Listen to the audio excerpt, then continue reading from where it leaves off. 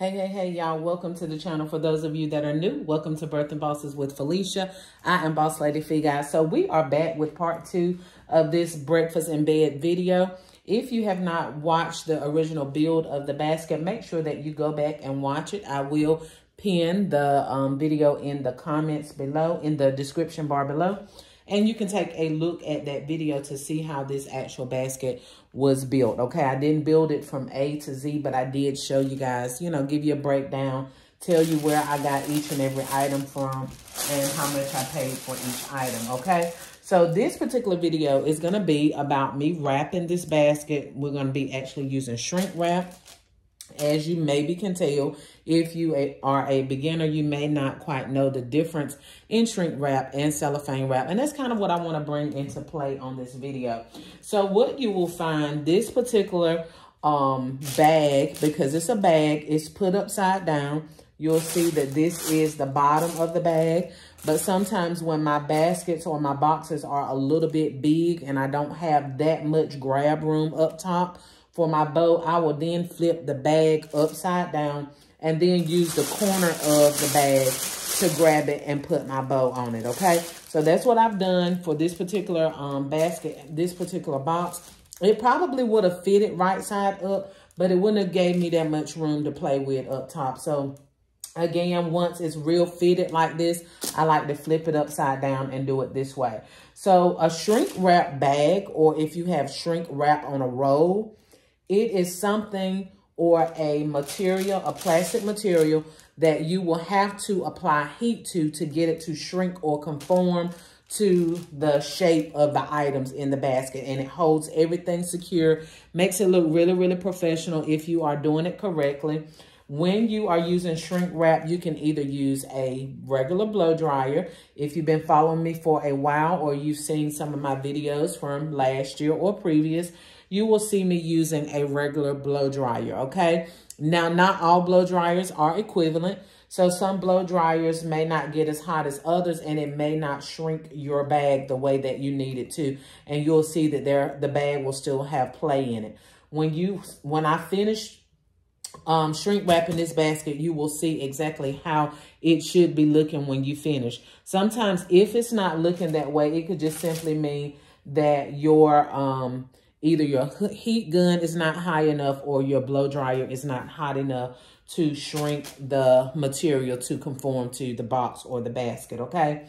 So that's what we're going to be using for this one. But if you're not using shrink wrap, the other thing would be cellophane or crystalphane. And they're basically the same. Neither one of them, you can use heat. You can apply heat to it all day long. It's not going to shrink. It's not going to do anything.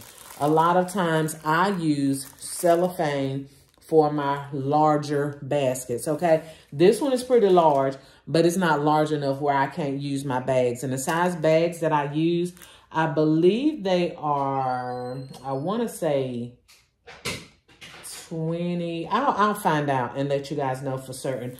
I do sell these shrink wrap bags on my eBay store, and I will try to remember to pin that in the comments as well.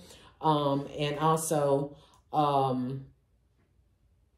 if you're not using shrink wrap and you're using cellophane, the cellophane you can use to give it a professional look as well, but it's not going to have a slick, polished look like this, okay? But you can learn how to wrap with cellophane to the point where it's not all that recognizable, okay? You just got to learn how to pull your wrapping tight so that it does not take away from the appearance of your basket, okay? The next thing we're going to be doing, and we'll do more in-depth videos on the difference in shrink wrap and cellophane wrap, which there are already videos on my channel with that. But I do understand that not everybody go back and watch old videos. So I try to keep all the videos circulating for my newbies, because I do realize that not everybody's following me has been following me for a while. So I try to keep that in consideration, to go back to the basics sometimes, to be advanced sometimes. I don't want to bore the people that really, really know what they're doing. And I also don't want to seem too advanced for people that's just getting started. So you will find on this channel that there will be a variation of videos here. And just to be honest, no matter how advanced you are, we all can stand to be refreshed from time to time. Even I myself have to be refreshed in certain areas. So we're never above learning. We are never above advancing in our craft. So we're always at a point, well, should be always at a point where we are learning. So we're going to be using this ribbon, and this ribbon is wired. If you're not all that experienced with using ribbon, the easiest kind of ribbon to use to me and to most designers is wired ribbon, okay? And this actually came from Sam's Club, and it's a wired ribbon, and it helps to conform the ribbon to the shape that you're trying to make it, okay? And always on my bows, you will see that I do the ducktail finish, which is just folding the ribbon in half, taking your scissors, starting on the folded end and working your way up. And it's like you're cutting the letter V in the ribbon, okay? And that's what we call a ducktail, okay? You want to always make sure you give your ribbon a finish. Even if it's not a ducktail, you want to make sure it's a slant or either a straight cut. You don't want it ragged on the end, as I always say, like a rat has been chewing on it. We don't want that look, okay? Several different ways you can do bows. I'm not going to slow down too much on this video because this video is compiling a lot of different information in it at once. So I don't want to make it specifically about one thing. We're trying to compile several different things in it at once. So I'm going to slow down a tad bit, but not to the point where it's like a tutorial on making bows, okay?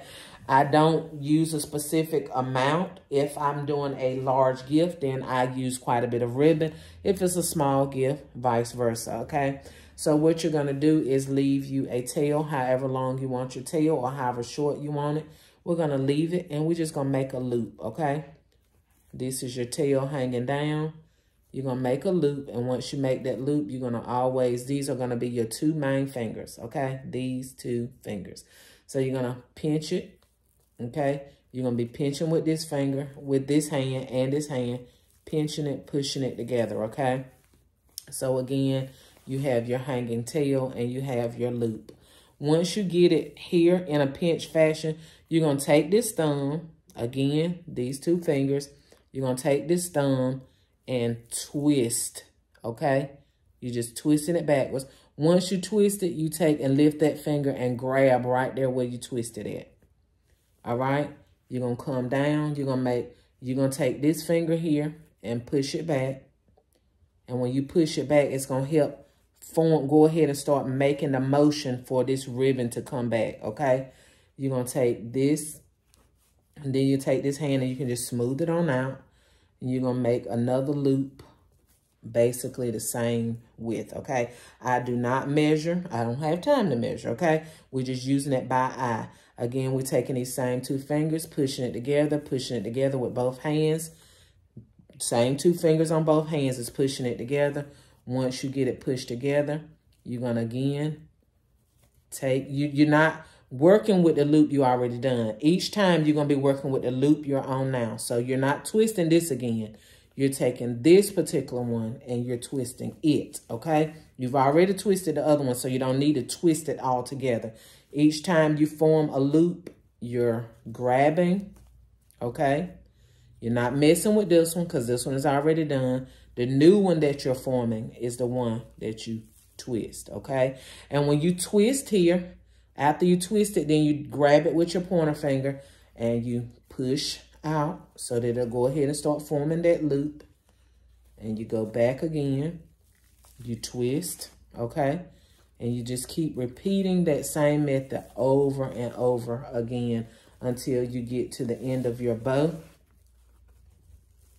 And you want to leave the same amount of tail out on each side, okay?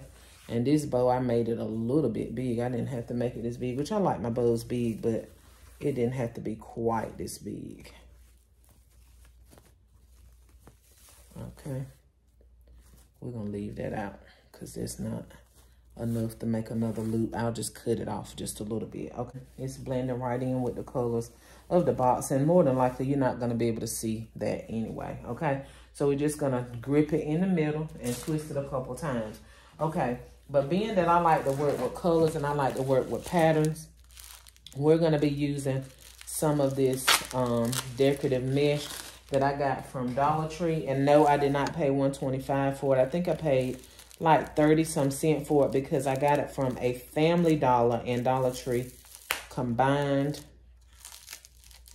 And at this particular one, all of their Valentine's stuff for 75% off. Let me know in the comments below if you know if Family Dollar has gone to 90% with their Valentine's stuff. So I paid like 30 cents a piece for these, okay? And I knew being that they were pink, I would be able to use them for Mother's Day. So I grabbed quite a few, but I want to go get some more if they are 90% off.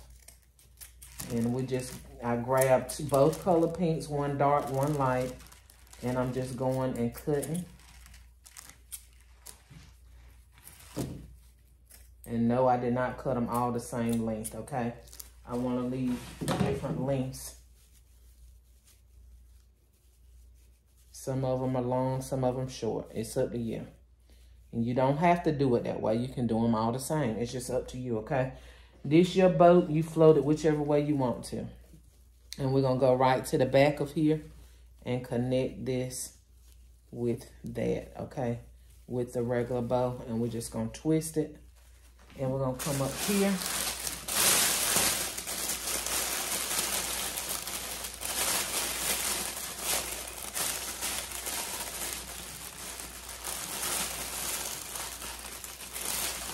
Twist it around our plastic a couple times. And then we're going to cut the extra off, okay? Don't cut it too short because you don't want it to come loose. All right? And we'll fix the bow once we're done shrink wrapping. So we're going to go ahead and start shrink wrapping.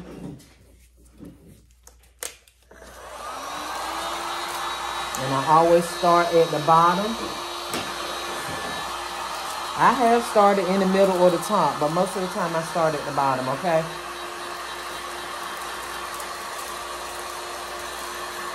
Start at the bottom and just work your way up.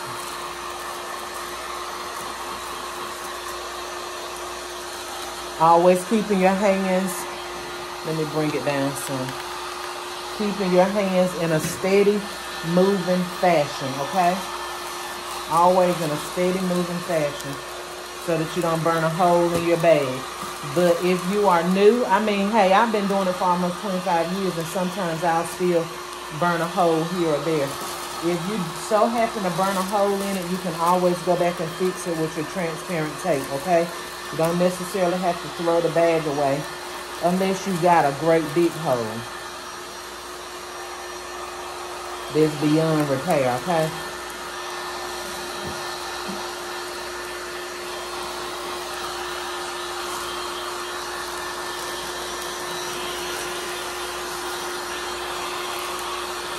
See how it's getting a clean, fresh, a clear, fresh finish. I don't stop applying the heat until I see that it's shrunk all the way down, okay? And that's the issue that some of you have. You're not shrinking it all the way down. You're stopping before you actually get finished.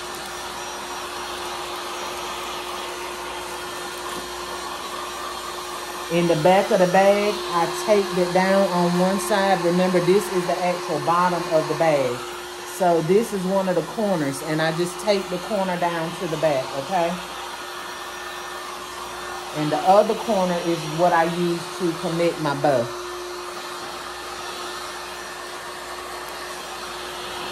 All right, so that's all finished. And we don't want to overdo it because when you overdo it, a lot of times that's when you'll get a hole. Because you pull the bag to maximum capacity. And if you keep right on going and keep right on going, then sometimes it will put a hole in it as well. Not just from you holding the heat gun in one spot. When you overexert the bag, it will sometimes cause a hole.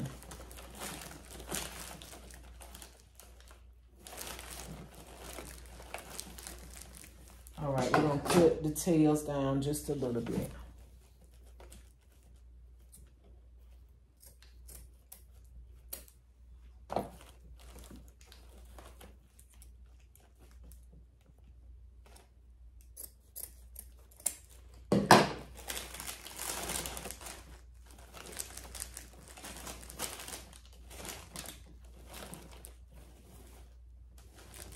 And y'all, this is a basket that can be used for Mother's Day.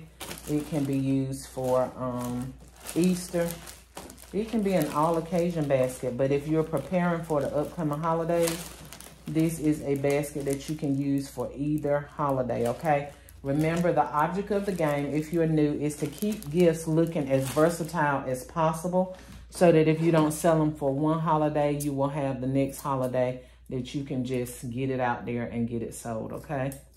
So let's just say that I put this out for Easter because, guys, listen, people buy Easter baskets, not just for children. I sell Easter baskets all the time for adults as well, for teenagers, all age groups. So keep that in mind while you're designing if you're going to be out on the streets, and that's what I teach. If you're going to sell gift baskets, come out of the buildings, come from the pop-up shops, and hit the streets, guys. Not saying not to do pop-up shops and not to do fairs, because all of them can be beneficial if you get the right ones. But if you want to make thousands and thousands of dollars, guys, you want to get into making 5 figures, not $5,000, because I think somebody had got that confused when I said I make 5 figures during most major holidays. I'm not talking about $5,000. I'm talking about actual 5 figures. 1, 2, 3, comma, 2 more numbers, okay? So if you want to do that, you're going to have to hit the streets and you're going to have to hit it running and hit it hard. But anyway, guys, I hope you like this video. I hope you like this basket. Let me know in the comments below what you think. If you like the colors, guys. Was the bow tutorial beneficial for those of you that are having issues and trouble with making your bows? Let me know in the comments below, guys, okay? Thank you so much for watching this video. Like, share, comment, and subscribe. Hit the bell so that each and every time I upload a video, bam, you will be the first to be notified. Get your money, honey, and fill your bag. Until the next video. Bye.